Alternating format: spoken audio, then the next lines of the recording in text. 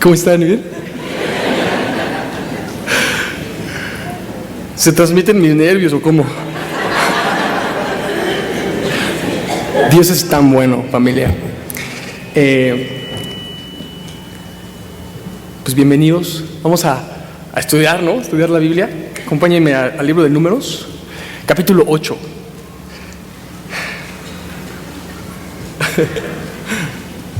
Me encanta. Somos una familia, qué belleza, ¿verdad? Es increíble, increíble. Y tanto que Papá Dios quiere decirnos hoy. El libro de Números.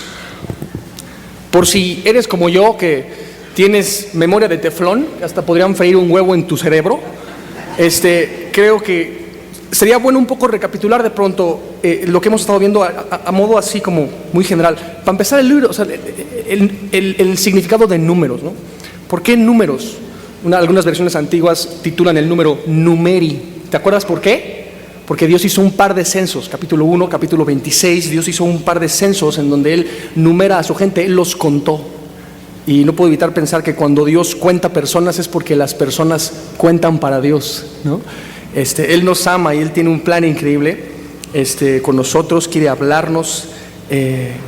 Y teniendo esto en mente y viendo algunas cosas ahorita, vamos a orar primero, ¿no? Para que Papá Dios nos ayude con este estudio. Señor precioso, te damos gracias por este día que nos regalas estar aquí reunidos, Señor, como tu familia, y ponemos en tus manos este estudio, rogándote que tú nos permitas escuchar tu voz y ser transformados con el poder de tu Espíritu Santo a través de tu preciosa palabra, Señor, que es un manantial de vida. Lo ponemos en tus manos, Padre. Gracias, en el nombre de Jesús. Amén, amén.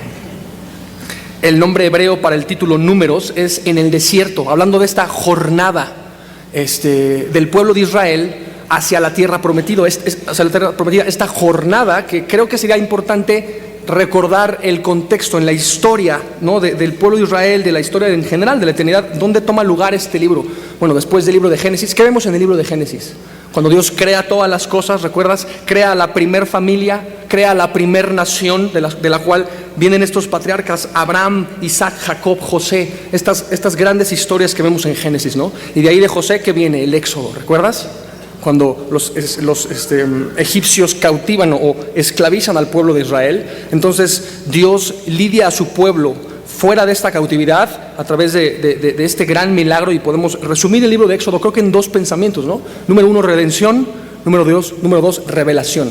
Dios redime a su pueblo, lo saca de la esclavitud de Egipto para entonces entregar la revelación de la ley, ¿recuerdas? Las tablas de la ley en el monte Sinaí. Después viene el libro de Levítico, que hace un super énfasis en la ley de Dios, y creo que también podemos resumir el libro de Levítico en dos grandes mitades. La primera es el camino a Dios a través del sacrificio, y luego mi caminar con Dios a través de la santificación. Serían dos pensamientos importantes en cuanto a Levítico, para entonces entrar al libro de Números, que una vez dada la ley viene este tiempo de jornada en el desierto, ¿no? Cuando yo iba de vacaciones con mis papás así, o algún viaje de alguna cosa, imagínate en el coche ahí, 3 chamacos, todos peleándonos, ya vamos a llegar, discutiendo por cosas, arrebatándole el juguete. Imagínate, mi mamá, no, espérate, era un caos mover a 5 personas en un coche. Ahora imagínate mover a 3 millones de personas. O sea, de eso habla la jornada de la cual habla, o sea, de la que vemos en Números, pues es esta jornada de 3 millones de personas siendo movidas, ¿no? Hacia la tierra prometida. Jornada que en teoría debió haber tomado 11 días, pero ahora sí que para hacer honor al nombre hicieron su numerito, ¿verdad? Y se super desenfocaron, dejaron de creer en Dios, empezaron a quejarse, a mostrar murmuraciones, incredulidad, y en vez de 11 días, ¿cuánto les tomó? 40 años, ¿verdad? Esta super jornada así de, híjole, llena de lecciones, llena de ejemplos buenos y malos, ¿verdad? Porque la fe es contagiosa y también la incredulidad es contagiosa, ¿verdad? Entonces vemos todo eso en esta gran jornada. Y bueno, podemos el libro de Números resumirlo rápidamente en como 2 secciones. Vamos a pensar, la primera sección, como va del 1 al 25, es la generación que por esta incredulidad no llegan a pasar a la tierra prometida, del 1 al 25, y del 26 al final es la segunda generación la que sí entra. encabezados por José, si recuerdas, ¿no? Entonces son 2 secciones que podemos ver como en 3 etapas. La primera etapa es la etapa de organización, donde organizan al pueblo, ¿no?, para esta marcha, en donde, bueno, ahorita, la segunda etapa es donde se desorganiza el pueblo en su incredulidad. Y la tercera etapa, capítulo 26, es donde se reorganizan para ahora sí entrar, ¿ok? 2 secciones, 3 etapas. Entonces, estamos en la primera etapa todavía, ¿ok? En los primeros 10 capítulos que hablan de esta organización, ya vimos del 1 al 4 cómo Dios organiza al pueblo primero, ¿no? Los organiza todos por nombres, por lo que te digo, ¿no? Los numera, los censa, y vimos cómo la nación de Israel había sido destinada por Dios para ser una nación preparada para la guerra. Entonces los preparan para la guerra, así, a lo que es el pueblo. Y luego del 6 al 10, como 5 al 10 por ahí, vemos cómo Dios va a organizar a los líderes espirituales. Dentro de esta organización de los líderes espirituales del pueblo de Israel, vemos la consagración de los levitas, que es de hecho lo que nos toca hoy, ¿okay? Esta consagración, una dedicación que se iba a hacer así para de los levitas para Dios. Entonces simplemente vamos a estar viendo, bueno, verso a verso todo el capítulo 8. Si tú lees el capítulo 8 de Números, la impresión que da es un lenguaje como solemne, religioso. Ya para empezar, no, vamos a hablar de consagración. Quizá muchos de nosotros, ¿what? ¿Y eso qué? ¿Eso suena religioso? Suena, no entiendo. Habla de dedicarme a Dios. Ahora, era una consagración no para salvación, como nos dijo el pastor Fermín la semana pasada. No era una consagración para salvación, sino una consagración para el servicio, ser dedicados por completo al servicio. Porque tú sabes, el pueblo de Israel viajaba en este campamento, y en el centro estaba el tabernáculo y alrededor el campamento, ¿no? Alrededor del tabernáculo. Entonces eran unos que iban a servir en el centro, ¿ves? Y estaban en constante movimiento todos ellos, como ya también lo vimos, ¿no? Y había unos, o lo que eran los levitas, estaban enfocados en todo lo que tenía que ver con el servicio en el tabernáculo, cada uno haciendo su función, todos esperando la guía de Dios para estar moviendo el campamento de un lugar a otro en esta jornada, ¿ves? Entonces, como te digo, el lenguaje en capítulo 8 es muy solemne, suena como religioso, como quizá un poco difícil, suena ajeno. Entonces lo que vamos a hacer es simplemente alumbrar este pasaje con el Nuevo Testamento.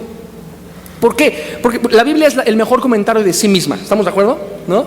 Y el mejor comentario, por tanto, del Antiguo Testamento, pues ¿cuál será? Pues el Nuevo Testamento, ¿no? Es el Nuevo Testamento. ¿Por qué? Porque el Nuevo Testamento está contenido en el Antiguo, y el Antiguo Testamento está explicado en el Nuevo, alumbrado. Entonces vamos a estar viendo verso a verso estas 6 ceremonias. Vamos a ver, son como 5 ceremonias de consagración, que vamos a solo alumbrar con el Nuevo Testamento para que veamos, órale, esta es la aplicación espiritual en cuanto a consagrarme, dedicarme a Dios del todo para su servicio. Entonces vamos a estar viendo, pues vamos uno por uno, ¿no? Dice, versículo 1, habló Jehová a Moisés diciendo, y dicho sea de paso, vamos a estar tomando algunos principios importantes en la lectura. ¿Qué importa? Habló Jehová, Dios habla, ¿sabes? Todavía, Él habla a través de su palabra, y la pregunta es, ¿lo estás escuchando? ¿Estás escuchando, papá Dios? Cada día estás siendo expuesto a su voz. Sería importante. Él quiere hablarte de manera clara, sencilla, a través de su palabra, considerando el significado de su palabra.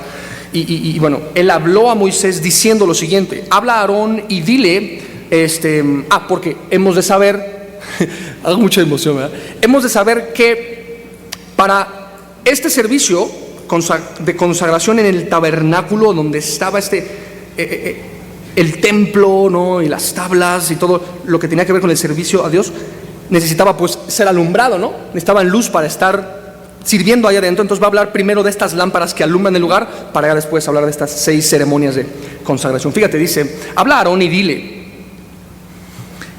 cuando enciendas las lámparas, las 7 lámparas alumbrarán hacia adelante del candelero. Y Aarón lo hizo así, encendió hacia la parte anterior del candelero sus lámparas, como Jehová lo mandó a Moisés. Y esta era la hechura del candelero, de oro labrado a martillo, desde su pie hasta sus flores, dice, era labrado a martillo conforme al modelo que Jehová mostró a Moisés, así hizo el candelero. Me encanta cómo hizo caso, ¿no? Y dice ahí que conforme al modelo que mostró, así hizo. ¿No te pega esa parte? Cuando Dios te muestra algo, qué importante es actuar conforme a lo que Dios nos muestra. Fue el caso acá, y en el caso de Aarón, ¿no? Y vemos esto, cómo hace esta lámpara. ¿Y cómo podemos entender esto de la lámpara? Bueno, podemos ver otros pasajes en la Escritura donde Jesús es la luz, realmente, ¿no? En el templo debía haber algo que alumbrara, y tú sabes, este campamento era como un modelo, como una maqueta del templo de Dios, donde mora Dios, ¿no? Entonces necesita esa luz. El candelero, en muchos otros, en Isaías, en Apocalipsis, lo vemos como es Jesús representado por ese candelero, y sobre el candelero hay lamparitas, ¿no? Y las lamparitas, ¿a quién crees que representan? A nosotros, como iglesia, ¿no? Que somos sostenidos por el candelero, ¿verdad? Y alumbrados con el aceite. Tú sabes, el aceite siempre es una referencia al Espíritu de Dios, ¿verdad? Entonces este candelero habla de eso, habla de la iglesia sostenida por Jesús, alumbrada por su Espíritu Santo. ¿Cómo nos alumbra Dios? A través de su palabra, ¿no? ¿Qué no es lámpara a nuestros pies su palabra y lumbrera a nuestro camino? ¿Verdad que sí? Necesitamos ser alumbrados con la palabra de Jesús. Dios, que es Él mismo, dijo: yo soy la luz del mundo. Entonces, qué importante que comienza con esto. Lo más importante en el servicio es que Jesús alumbre todo con su palabra, que Jesús nos sostenga y que su Espíritu nos alumbre. Las lámparas, o sea, no pueden tener esa luz si no es el aceite alumbrándolas, igual que tú y yo. No podemos ser luz al mundo si no dependemos de Dios para eso. Y me encanta porque Jesús nos dice: hey, ustedes son la luz del mundo. Mateo 5, ¿recuerdas? Ustedes son la luz del mundo, así alumbre vuestra luz delante de los hombres, dice, para que vean vuestras buenas obras y glorifiquen a vuestro Padre que está en los cielos. Se trata de alumbrar, pero para que sea glorificado ¿quién? ¿Nosotros? ¿No, verdad? Así alumbre vuestra luz delante de los hombres, para que vean vuestras buenas obras y glorifiquen al Padre que está en los cielos. Se trata de la gloria de Él, de nosotros llevar su luz a otros lugares. Bueno, y después vienen estas ceremonias, ¿no? Dice el versículo 7. No es cierto, el 5, ¿no? Dice: también Jehová habló a Moisés diciendo: toma a los levitas de entre los hijos de Israel y haz expiación por ellos. Así harás para expiación por ellos. O sea, va a resumir, o sea, ¿cómo se hace esta expiación? Bueno, rocía sobre ellos el agua de la expiación, dice, y haz pasar la navaja sobre todo su cuerpo. Ahorita ya se fue muy lejos. Fíjate, el versículo 7 me muestra la primera ceremonia, que era de ser lavados con agua de expiación. Esto me recuerda a unos pasajes en Ezequiel donde habla: hey, serán rociados con agua limpia. Y como estamos hablando de una ceremonia de consagración, no para salvación, sino para servicio, me recuerda cuando Jesús dice: ustedes ya fueron limpios por la palabra que les he hablado. ¿Recuerdas? O sea, Él nos limpia. Pero después le dice a Pedro, ¿recuerdas el pasaje donde Jesús lava los pies de sus discípulos? Y que le dice: el que no sea lavado por mí no puede tener parte conmigo, no puede tener comunión. Y Pedro, todo religioso: entonces lávame todo, Señor. ¿Te acuerdas? Porque Pedro antes le había dicho: no me laves, Señor, como que no, si no te lavo no puedes tener comunión. Bueno, entonces lávame todo. ¿Sí te acuerdas de esa parte? Que era importante que, o sea, ya habían sido lavados, ya eran creyentes, pero necesitaban estar siendo constantemente lavados. ¿Esto de qué me habla? De una constante confesión. Vivir en una constante confesión. Si pertenezco a Dios, si Dios me quiere apartar para Él, necesito vivir constantemente confesando. Dice Primera de Juan, ¿qué es? 1:7, que si andamos en luz como Él está en luz, tenemos comunión unos con otros, y la sangre de Jesucristo nos limpia de todo pecado, nos limpia en presente continuo. Yo necesito ser limpiado no solamente de una vez por todas, sino constantemente a través de la confesión. Por eso dice 1 Juan 1:9, que si confesares tus pecados, Él es fiel y justo para perdonar nuestros pecados y limpiarnos de toda maldad. De eso habla la primera ceremonia. La segunda habla de ser navajeados. Fíjate, versículo 7, y haz pasar la navaja sobre todo su cuerpo. Segunda ceremonia de consagración, que hace referencia Levítico a esta ceremonia, que tenía que ver, si recuerdas, cuando purificaron a los leprosos, los tenían que rasurar. La idea es simplemente de un nuevo comienzo, ¿okay? Era rasurarlos para que quedara la piel cual bebé, cual recién nacido. ¿No te suena a una idea neotestamentaria de un nuevo nacimiento, de ser nuevas criaturas? ¿Verdad que sí? Creo que definitivamente apunta a eso. Como te digo, todo este lenguaje, al ser alumbrado con el Nuevo Testamento, vemos realidades prácticas. Tú y yo necesitamos confesar constantemente y vivir en este nuevo nacimiento, porque dice 2 Corintios 5:17 que somos nuevas criaturas en Él, ¿verdad? De eso habla la segunda ceremonia, o a eso apunta, ser navajeados. Algunos piensan que se refiere también a la palabra, porque es como una navaja que corta, pero ¿qué no a final de cuentas es la palabra la que nos hace renacer? Pues sí, ¿no? ¿Te acuerdas? 1 Pedro 1:23, siendo renacidos no de simiente corruptible, sino de incorruptible por la palabra de Dios. ¿Te acuerdas de eso? 1 Pedro 2:23. La tercera ceremonia, ¿no? Tenían que ser limpiados, fíjate. Haz pasar la navaja sobre su cuerpo y lavarán sus vestidos, serán purificados. Esto creo que definitivamente apunta ya a la luz del Nuevo Testamento a despojarnos de todo mal hábito, limpiar nuestros vestidos. ¿Te acuerdas de Efesios 4:24? Cuando dice que nos vistamos del nuevo hombre, creado según Dios, en la justicia y santidad de la verdad. Y Efesios 4:23 habla de, en cuanto al viejo hombre, y despójate de toda la porquería que vienes cargando, despójate de eso y vístete del nuevo hombre. Habla de despojarnos de malos hábitos. Si queremos o entendemos que pertenecemos a Dios y queremos ser usados por Él, necesitamos despojarnos de todo mal hábito, porque los malos hábitos pueden destruir nuestro testimonio y eso no es bueno, ¿ves? Necesitamos despojarnos del viejo hombre, ser limpiados. La cuarta ceremonia habla de las ofrendas de paz, fíjate. Luego lavarán sus vestidos, serán purificados, todo mal hábito, familia. Es muy importante que nos hagamos de esto. Luego tomarán un ovillo con su ofrenda de flor de harina, dice, amasada con aceite. Siguiente. ¿Esto de qué habla? Eran ofrendas conocidas como ofrendas de paz. Yo creo que sí te suena ya la palabra paz a la luz del Nuevo Testamento, ¿no? ¿Quién hace la paz? ¿O por medio de quién podemos tener paz para con Dios? Por medio de Jesús. Romanos 5:5. Justificados pues por la fe tenemos paz para con Dios por medio de nuestro Señor Jesucristo. Dice Colosenses 1:20 que Él vino a hacer la paz mediante la sangre de su cruz. Que en Cristo podemos tener la paz con Dios. Y qué importante no es solamente tener la paz con Dios, sino la paz de Dios. ¿Okay? Si no hago las paces con Dios, no puedo disfrutar de la paz de Dios. ¿Okay? Tristemente hay personas que ya hicieron, o que Dios ya hizo las paces con ellos, pero que no están disfrutando de la paz de Dios. Dos razones por las cuales no disfrutamos de la paz de Dios, ¿cuál serían, familia? Número 1, afán. ¿Te acuerdas de Filipenses 4:6? Por nada estéis afanosos, sino sean conocidas vuestras peticiones delante de Dios en toda oración y ruego con acción de gracias. Y la paz de Dios, ¿te acuerdas? Que sobrepasa todo entendimiento, guardará vuestros corazones, vuestros pensamientos, ¿en dónde? En Cristo Jesús. Y habla de la paz de Dios. O sea, no estés afanoso, porque si vives afanado, no vas a poder disfrutar esa paz que Dios quiere darte. Isaías 26:3, tú guardarás en completa paz a todo aquel cuyo pensamiento en ti persevera. Si Dios ha hecho las paces contigo, necesitas estar haciendo las paces, necesitas vivir, abrazar esa paz al meditar en su palabra y al dejarte de afanar. Dice, ¿cómo va a tener paz si estoy afanado? Pues ponte a orar y eso se quita el afán, porque estar afanado es no orar, y no orar es y orar es dejar de estar afanado, es como un axioma. Cuando yo me pongo a orar ya me desafano, literalmente. ¿Ok? Y si estoy afanado, pues que no estoy orando, entonces ora. Y ya Dios nos da esa paz al meditar en su palabra. A eso apuntaba esta cuarta ceremonia. Fíjate el quinto, es muy importante. Versículo 8, y tomarás otro novillo para expiación. Híjole, aquí es donde creo que es importante detenernos y considerarlo bien. Todo está hablando de Jesús, que no es un gran hello. O sea, ¿quién nos lava a través de la confesión con su sangre diariamente y constantemente? ¿Quién? Jesús, ¿verdad? ¿Quién nos navajea para un nuevo nacimiento a través de su palabra? Exacto. ¿Quién nos ayuda a despojarnos del nuevo hombre y por quién podemos abrazar esta realidad de que Él nos ha vestido de su justicia, como dice Isaías 61:10? Él me ha puesto su justicia, su manto de justicia. ¿Quién nos da eso? Jesús, ¿verdad? Y cuando habla de sacrificios expiatorios, ¿expiatorio qué es? Morir en lugar de. Tenían que preparar sacrificios que apuntaban a eso. O sea, alguien que muere en mi lugar. ¿Y quién es el Cordero perfecto que murió en nuestro lugar?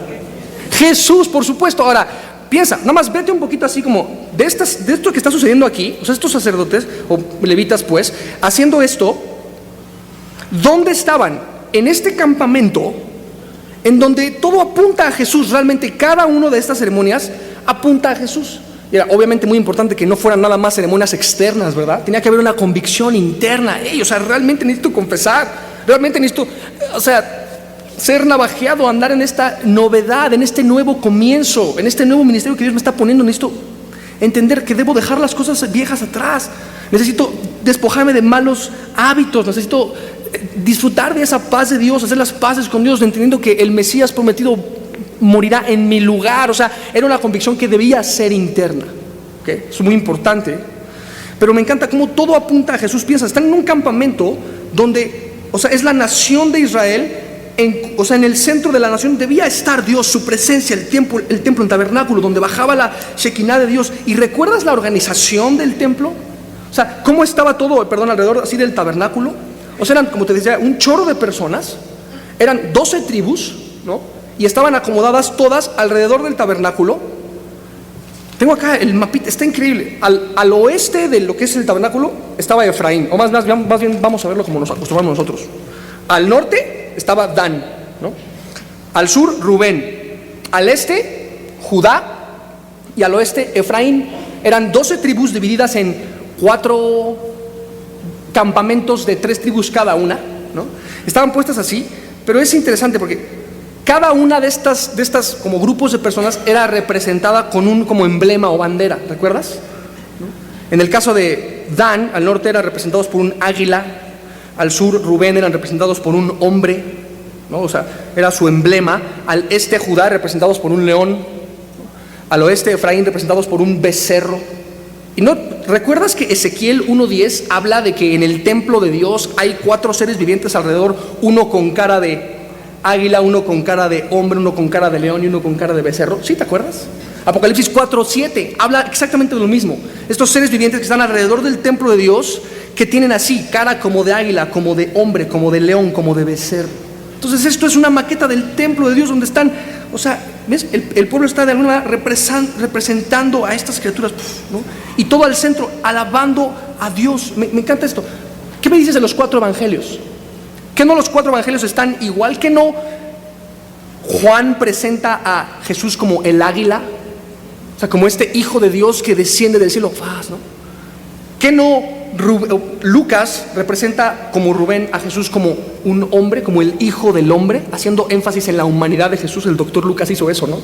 ¿Qué me dices de Mateo? ¿No representó a Jesús como el león de Judá, como el Mesías prometido del Antiguo Testamento? ¿Te acuerdas? ¿Verdad? 4 evangelios, 4 estas mismas criaturas. ¿Qué me dices de Marcos, que presenta a Jesús como el becerro, como haciendo énfasis en el servicio de Jesús, en este siervo? Me encanta. 4 evangelios que representan cada una de estas figuras y todas rodeando. Y fíjate esto, si tú pones atención precisamente en los números, en la cantidad de gente, al oeste tenías, Efraín eran 108,000 personas, me imagino como un cuadrito de este tamaño, como 108,000 personas. Judá al este eran como 186,000 personas, como que necesitas más área para ocupar, ¿cierto? ¿Y qué me dices de norte y sur? ¿No? Rubén 150 y tantas, Dan 150 y tantas, como que desde arriba, desde el monte Sinaí, el campamento, ¿de qué crees que tenía forma? ¿De qué crees? ¿De qué? Yo amo ver eso. Que, familia, de verdad, que todo se trata de Jesús, todo apunta a Jesús. Cada ceremonia de esto está hablando de la deidad de Jesús. Sinceramente, creo que la portada de la Biblia debería ser amarilla y decir salvación para domis. ¿Has visto esos libros? Así que, de pronto, o sea, ¿sí sabes? ¿Sí me explico? Como dice Isaías 35, ¿no?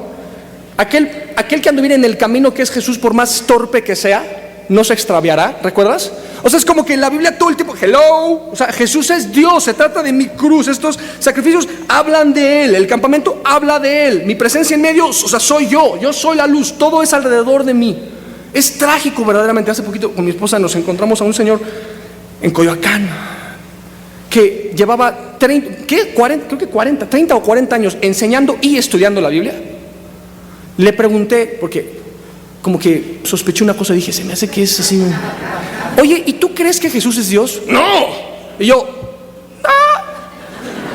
¿te acuerdas cuando en Mateo 16 Jesús le pregunta a Pedro, ¿quién dicen los hombres que yo soy? O sea, después de 3 años de discipulado, de estar caminando, o sea, junto con el creador del universo, sirviendo a su lado, viéndolo hacer milagros, viendo su gracia que se desparramaba todo el tiempo. O sea, después de 3 años de discipulado les va a hacer un examen, uno solo, tenían que contestar, ¿quién soy? Dios. Bravo, perfecto, es lo único que tienes que entender. Lees toda la Biblia, ¿verdad? Y que haya personas que que a veces no vemos esto, que se trata de Jesús, que todo apunta a Jesús.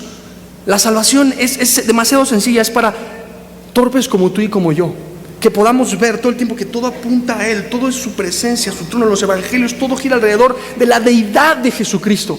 Y si no entiendo esa sola verdad, híjole, entonces estoy leyendo la Biblia todo mal, o sea, o al revés, o no sé leer, o no es mi idioma, o sea, bueno, necesitamos entender también que Jesús le dice, bienaventurado eres, Simón, porque no te lo reveló carne ni sangre, ¿no? Sino mi Padre que está en los cielos.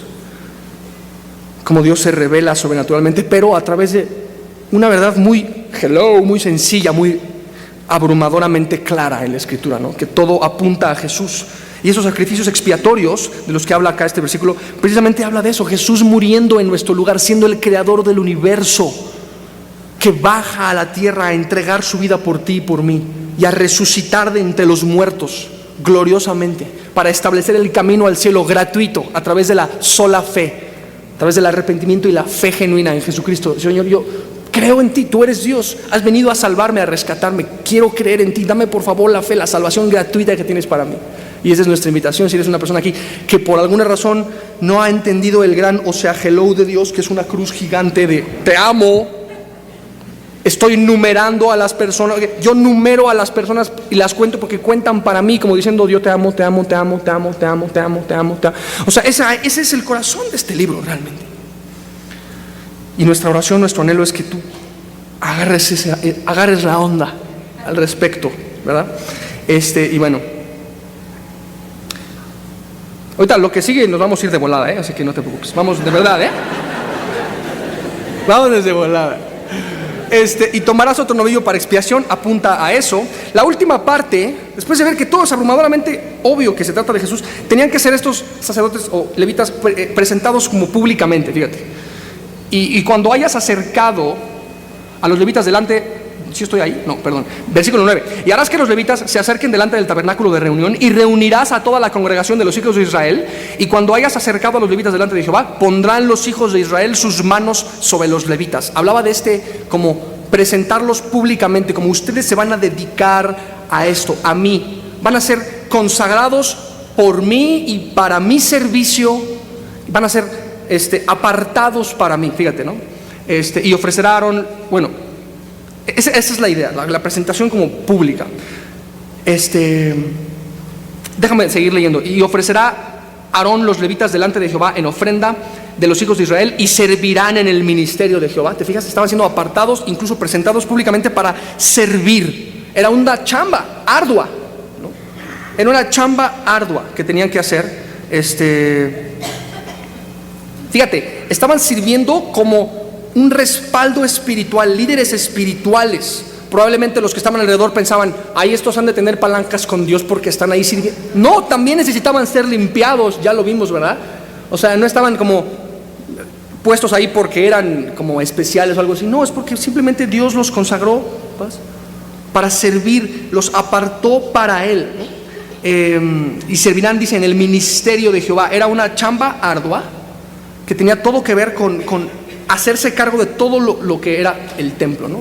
Y ya lo vimos un poco también en otros capítulos. O sea, cada uno cumplía una función. Unos se encargaban de las cortinas, de las pieles, de empacar todo, transportar todo, preservar todo. Otros de los muebles dentro del tabernáculo, ¿recuerdas?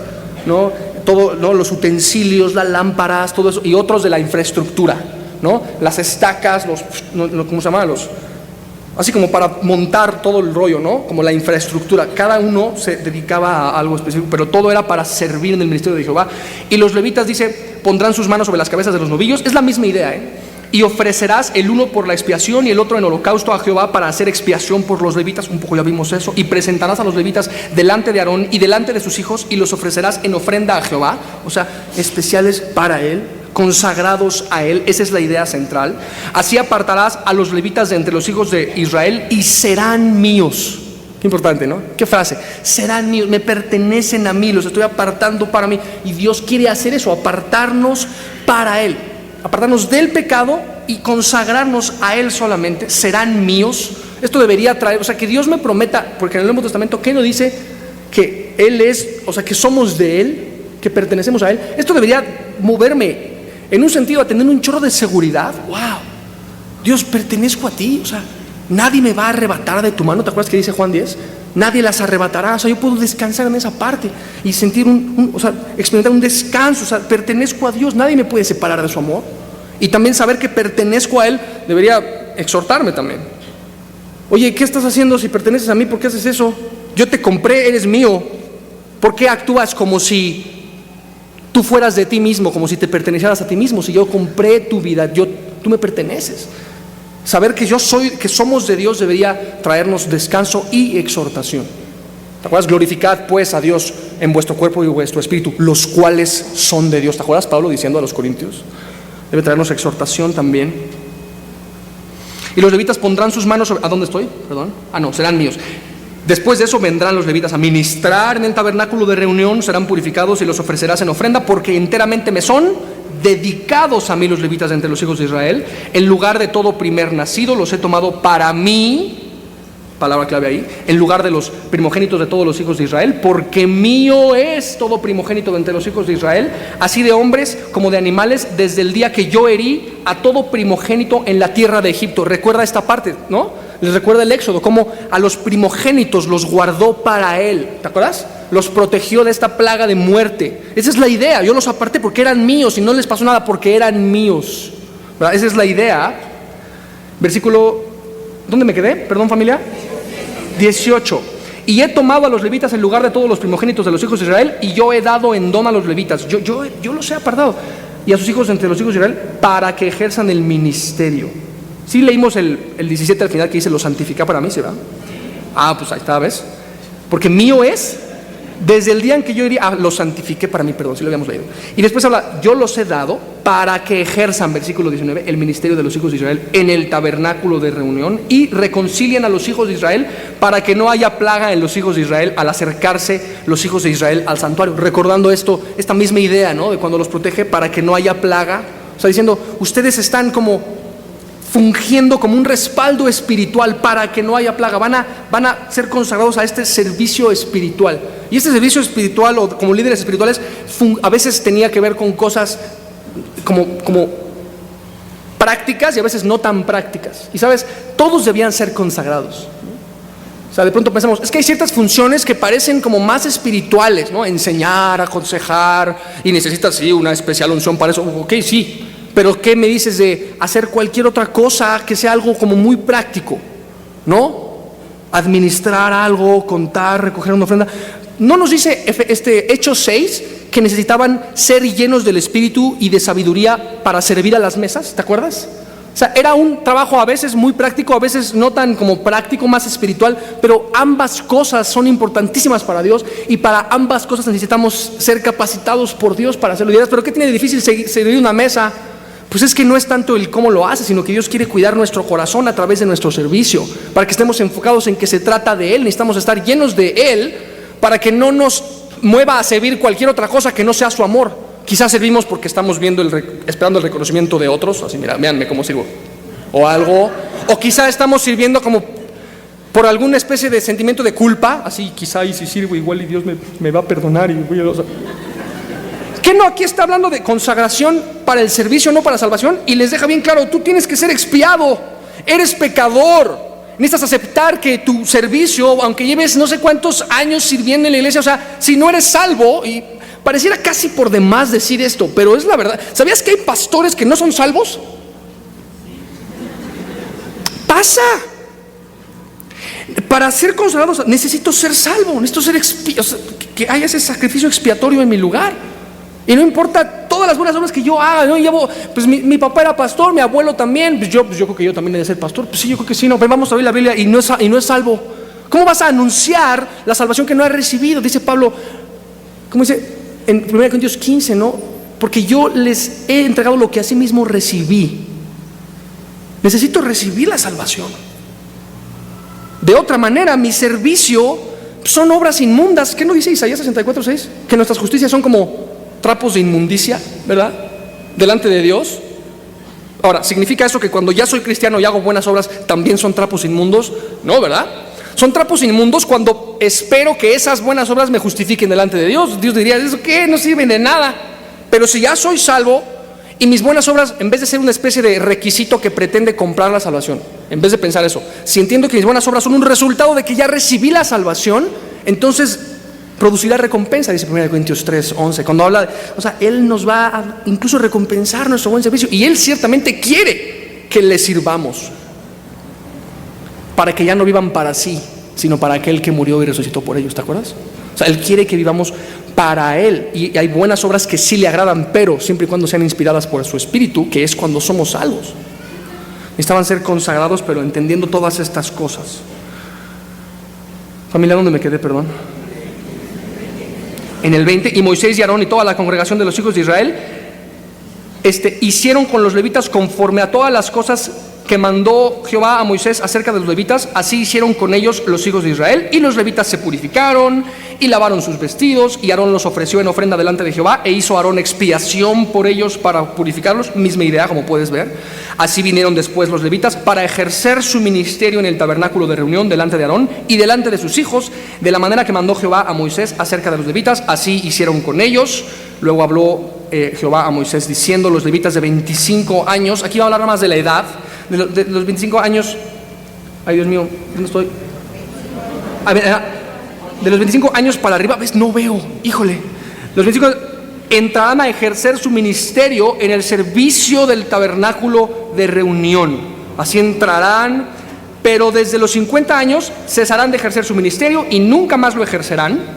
O sea, como diciendo, bueno, tenían que tener cierta edad para empezar, en este caso de los 25, pero capítulo 4 nos enseña que era desde los 30, entonces digo, entonces ¿cómo? Bueno, porque al parecer tenían que tener como un entrenamiento de 5 años, ¿no? Entonces, bueno, a los 25 empiezan su entrenamiento de 5 años, ¿no? Y a los 30 ya empiezan a servir. O sea, esa es la idea, como que, y el precepto ¿cuál es?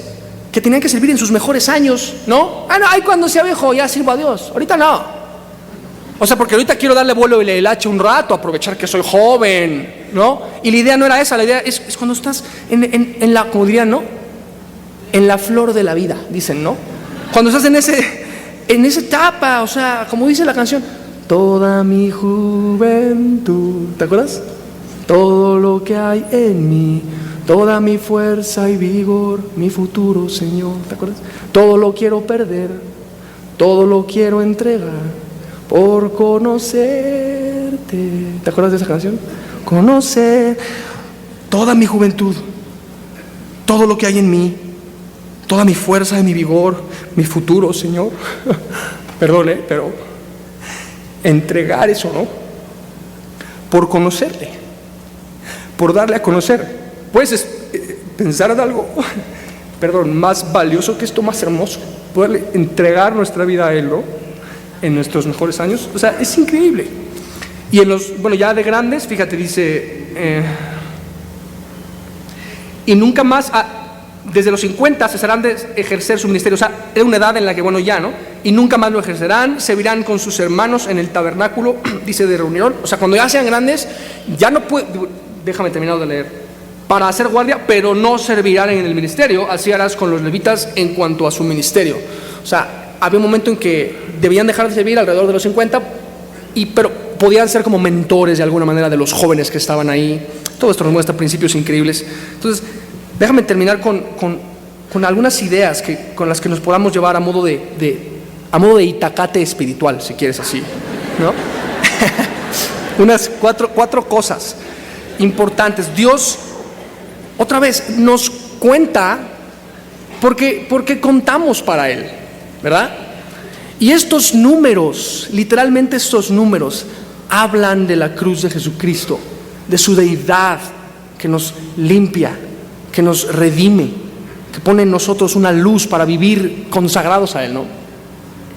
Ahora, si lo que me mueve, entonces ya me quiero consagrar y no sé qué, y Dios, sí, y voy al discipulado, y es como el chavo, ¿no? Y ya estamos bien así, y no sé qué, y el servicio va, y yo también, y voy a ir, y al instituto, ok, pero ¿cómo está tu relación con Dios? Primera cosa. Que eso es lo más importante. Decía Charles Spurgeon, todos tenemos un llamado, sí, pero el primer llamado es a la santidad. Mi relación con Dios, que es una relación real, viva, estrecha con Él.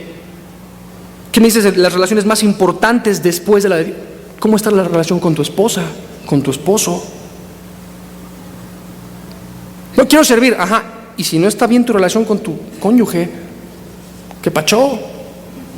Primero lo primero. Mi relación con Dios es primero. Somos llamados a la santidad. Mi relación con mi esposa, con mis hijos. Ya el ministerio es lo que sigue después, ¿no? Pero primero lo primero. Eso sería un primer precepto. ¿Cómo está tu relación con Dios? ¿Cómo están tus relaciones más importantes? Número 2, si quiero consagrarme a Dios, servirle a Dios con todo mi corazón, necesito tanto disposición como disponibilidad, ¿no? Es más, déjame decir una cosa rápido en cuanto a esto. Bueno, más bien sobre esto mismo, fíjate. Necesito disposición y disponibilidad, ¿cierto? Si tengo pura disposición, hoy sí quiero, y ahorita que dijeron del discipulado, uy, me dieron un chorro de ganas de ir, pues cáele, no puedo. O sea, hay disposición, pero no disponibilidad. Ay, el instituto se me antoja un chorro, no sé aprender, ¿no? Pues cáele ahí un discipulado, uy, no hay otro día. Necesito disposición y disponibilidad, porque pura disposición se queda en buenas intenciones, ¿no? Se queda en buenas intenciones. Y dicen por ahí que el camino al infierno está tapizado de buenas intenciones. Pues se quedan intenciones. Ahora, pura disponibilidad, tengo un chorro de tiempo, pero la neta ni quiero. Entonces ahí me andan, ándale, ¿cómo no? Si puedes, hazle, entra. Pero no hay disposición. Hay disponibilidad de tiempo, sí. Vámonos a mandar al instituto a ver si se nos compone. Así los papás hacen eso. Hay disponibilidad, hay disponibilidad, pero no hay disposición en el corazón. ¿Sabes qué va a pasar? Se va a endurecer la persona, o no va a hacer nada, porque no, ok, tengo tiempo, pero me vale gorro, yo lo quiero ocupar en otra cosa. O lo va a hacer como a regañadientes, está bien, lo va a hacer a regañadientes y le va a hacer gravoso, se va a cansar de la obra de Dios, en vez de cansarse en la obra de Dios. Me encanta, nosotros, o sea, sí, ¿no? La idea es cansarme en la obra, no de la obra. Y sí es cansado servir, ya lo vimos, ¿no? Servirán en el ministerio. O sea, es un lugar que implica chamba dura, desvelos, nervios, un chorro de cosas. Pero tanta cosa, pruebas, ataques, críticas, no sé.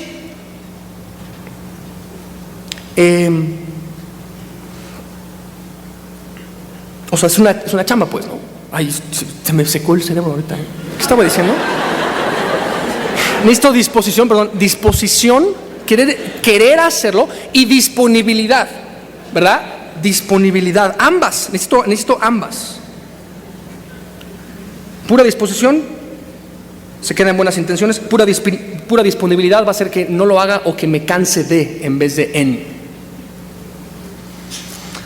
Tercer cosa, si entiendo todo esto, ok, no va a ser fácil. O un poco parte de lo que te dice. El llamado de Dios tiene mucho que ver con descartar cosas, nos decía Jaime Fut en el instituto. El llamado de Dios o atender a su llamado tiene mucho que ver con descartar cosas. Pero ¿sabes qué? Si yo cuando obedezco el llamado me enfoco en lo que estoy perdiendo, voy a ser miserable. Pero si me enfoco en lo que los demás, en lo que mis hermanos, en lo que, o sea, porque fuimos creados, ya vimos, ¿no? Para vivir para Dios, para servir a otros, familia, que nos sirvamos mutuamente, que vivamos enfocados en suplir la necesidad de la otra persona, en las áreas de servicio que Dios nos presta, en las cuales Él nos presta servir, ¿no? Y si yo me enfoco en lo que la otra persona está recibiendo, en vez de lo que yo estoy perdiendo, voy a estar lleno de gozo, de dicha, porque fuimos creados para dar, ¿no? Dios tiene un corazón que da. Y somos llamados a hacer lo mismo. Entonces, mi primer llamado es a mi relación con Dios, que esté bien, necesito tener disposición y disponibilidad. Necesito descartar muchas veces muchas cosas, pero entendiendo que Dios, cuando me llama a servirle, me está dando un privilegio, me está otorgando un privilegio, no es que me está imponiendo una obligación. Necesito verlo como eso, como un privilegio, ¿no? Ahora, una cosita antes del último pensamiento o la última idea. Realmente, familia, todos somos llamados a un servicio a Dios de tiempo completo, o sea, realmente, a un ministerio de tiempo completo. Y nos vamos a encontrar dentro de nuestra relación con Dios, en nuestro servicio en la iglesia, quizá en diferentes ¿cómo decirlo? Quizá la palabra sería etapas, no necesariamente es la palabra, ¿no? Pero como en ciertas, voy a decir como 3 ejemplos con los cuales quizá te identificas. No sé exactamente cómo llamarlo, como estaciones, como fases. Es que quiero tener cuidado en que no se entienda como que estás aquí y después ya estás acá y eres superior, y después estás acá y eres todavía más superior. No estoy hablando de eso. Estoy hablando simplemente como de estaciones. Quizá eres una persona que tiene poquito tiempo de haber recibido a Papá Dios en su corazón y tiene inquietud y estás viniendo, Dios te salvó hace poco, ¿sabes qué? Quiere que te involucres al 100% en su servicio. ¿Cómo? Siendo una influencia alrededor, en tu casa, en tu escuela, en tu vecino. Y un poco todos estamos llamados a las 3 fases, dicho sea de paso, ¿no? Pero vamos a identificar como cada una de estas como estaciones, si quieres, ¿no? Quizá tienes poco y Dios quiere y puede usarte en tu escuela, te digo, en tu chamba, en tu familia, ahí te en el vecindario, con el señor del queso, ahí que le prediques. O sea, Dios quiere que una vez que eres salvo seas una influencia para otros y que te consagres. Hay un chorro de gente que se consagra para un chorro de cosas, ¿no? Piensa cuán consagrado está, no sé, el director de X empresa así de multimillonaria. Imagínate que nos consagráramos así para la obra de Dios. Y dices, no, eso no es para mí, eso es nada más para ahí los que enseñan, ¿no? Pablo dice, sed imitadores de mí como yo lo soy de Jesucristo, ¿te acuerdas? 1 Corintios 11:1. ¿Y qué me dices de Hechos 18:5 cuando dice que él estaba entregado por entero a la predicación de la palabra? Entregado por entero. Piensa en artistas, no sé, bailarinas de ballet, buenos bateristas, así que pasan todo el santo día, no hacen nada más que tamborilear y tocan, que dices, órale. A una superviolinista le preguntaron, oye, ¿cuál es como la clave de que toques? O sea, es así es magistral su ejecución en el violín. ¿Y cuál es tu secreto? Que no dejo que absolutamente nada se interponga con mi meta, que es ser la mejor. Órale, ¿no? Y no quiero que malentendamos el ejemplo, pero me refiero a ser consagrados, dedicados. Jesús mismo, ¿no? Hay un ejemplo donde pone, son más sagaces los hijos de luz. Digo, los hijos, ¿cómo dice? Los hijos, ¿cuál es? Como los no creyentes son muchas veces más sagaces que los hijos de luz. O sea, es un pasaje controversial, ¿no? Porque Jesús pone incluso de ejemplo a gente incrédula, en el sentido de, o sea, este vato es más diligente que tú eres cristiano y ya estás ahí, y este vato que ni cristiano es súper diligente en su rollo. ¿Sí me explicó? Que no sirve de nada, espiritualmente hablando. Pero, ¿qué pasaría si nos consagráramos así a la obra de Dios? Que es para todos, Ser imitadores de mí como yo lo soy de Jesucristo. Y Pablo estaba entregado por entero. Y él quiere que... Entonces quizás es como esa estación en la que estás. Quizá ya tienes más tiempo y se te está incluso delegando alguna responsabilidad dentro de la iglesia. De modo que ya estás funcionando como dentro del cuerpo de creyentes, como de la iglesia local, bajo la autoridad de un pastor. Muchos de nosotros nos vamos a identificar con esa estación, ¿no? ¿Sabes qué? También somos llamados a darle con todo, servir a Dios con todo nuestro corazón ahí, ya que sea salvados para ser como influencia a donde estemos, o que se nos está delegando autoridad dentro de un ministerio ya dentro de la esfera de autoridad de un pastor, en este caso nuestro pastor Fermín. Y si estás fungiendo ahí, como en un cuerpo local, qué importante entregarte con todo tu corazón. Si incluso, fíjate, porque la Biblia habla parte esto de que un líder, cuando Dios levanta a un líder, tiene como una esfera de autoridad. Nosotros somos o pertenecemos o estamos dentro de la esfera de autoridad de nuestro pastor Fermín. Así es como funcionan las cosas. Dios levanta a alguien, y en este caso nuestro pastor Fermín, y tiene él una esfera de autoridad a la cual tú y yo pertenecemos, y tú y yo necesitamos saber, o sea, esta es mi iglesia, él es mi pastor, ¿no? El que Dios levantó. Dios es nuestro pastor, pero estamos bajo la esfera de autoridad de nuestro pastor Fermín. Por eso es que consultamos cosas con él. No es como, no sé si me explico, ¿no? No es como que, a ver, véngase a mi casa, vamos a hacer un estudio. No sé si porque pasa también las iglesias, que se dividen por eso, porque no respetan la esfera de autoridad del pastor. ¿Sí me explico? Sería importante, o sea, pero que, fíjate, pasa mucho. Piensa en la visión de Semilla de Mostaza como iglesia. ¿Qué no es alcanzar al perdido, discipular al creyente y enviar al discípulo? ¿No te encanta eso? Alcanzar al creyente es la visión de nuestra iglesia. Alcanzar al perdido, discipular al creyente y enviar al discípulo. Cuando Dios envía a alguien, me encanta porque pasa de estar en una esfera de autoridad a ser como que de pronto una esfera en la que esa persona empieza a delegar autoridad. No sé si me explico. ¿Qué tal que Dios te quiere enviar a plantar una iglesia? No, nomás piénsalo. En donde sea que estemos en esa como estación, necesitamos con todo servir a Dios. Y último pensamiento, o sea, si pensamos de pronto, si tan solo mis circunstancias fueran diferentes, podría entonces servir a Dios. si tan solo estuviera más sano, si tan solo, ponle, tú llena el espacio. En cuanto a circunstancias, no necesitas un cambio de circunstancias, tampoco un cambio de características. Si tan solo fuera yo, como tuviera otra característica, que fuera más chaparrito, o más alto, o más feo, o más guapo, o más lo que sea, no es un cambio de características ni de circunstancias, tampoco es un cambio de estado civil. Si tan solo fuera casado, podría servir a Dios. Si tan solo fuera soltero, podría servir. ¿Qué pacho? Dios nos dice, hey, Él llama, 1 Corintios 7:17, como fuiste llamado, así quédate y sirve con todo lo que eres y tienes.